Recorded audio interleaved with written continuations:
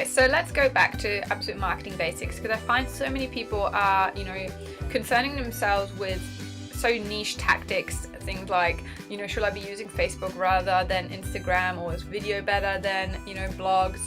And there are such micro questions when a lot of people haven't really answered the kind of big macro ones and really kind of thought of their strategy overall. So what I'm going to go through now is really, really basic, but I think it's such an important element for everyone to kind of start off with, because your marketing is really half of your business. And to kind of illustrate this, let's kind of go take it real back and make it very simple.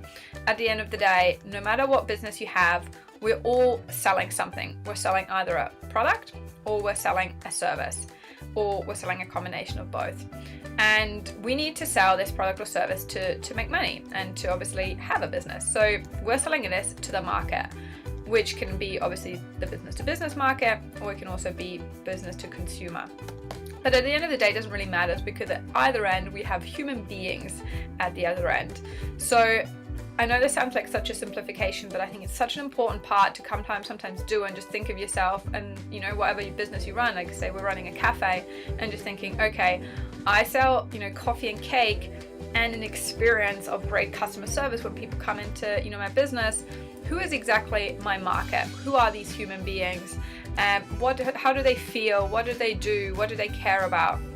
And just kind of really simplistically think about this model, because so many people think of marketing as a pain, not really their business. They want to just do whatever they're doing, if it's making cakes or selling shoes. But marketing is literally half of your business, because there's only really two keys to business. One is you have to have a great product or service, and the question becomes, how much value does my product bring to the customer? And you want to make the best product for your customer.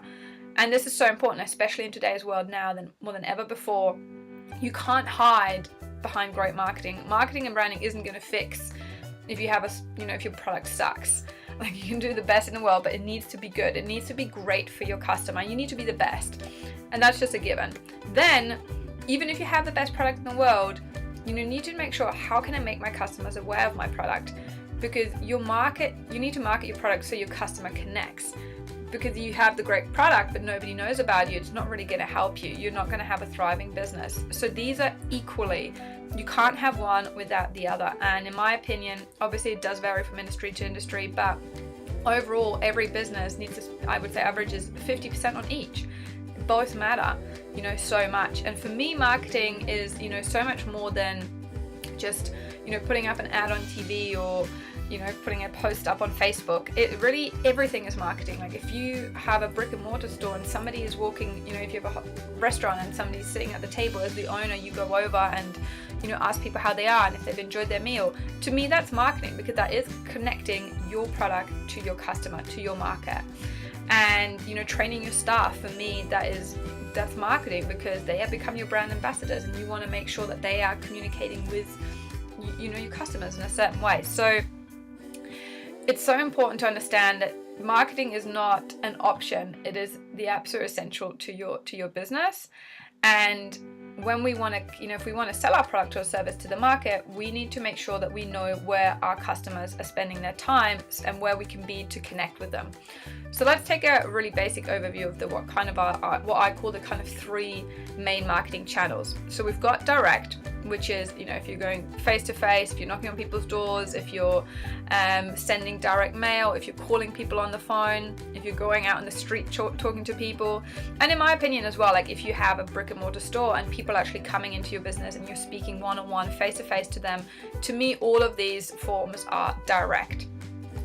The other one that we have is what we call kind of, I guess, the traditional mainstream. So we have things like TV, radio, the yellow pages, magazines, newspapers, you name it. Obviously there's, heaps in this one section, but they're all, I guess, for the last few decades have been really the main traditional ways for businesses big and small to market their products and services, because for the last few decades they have had the majority of the attention.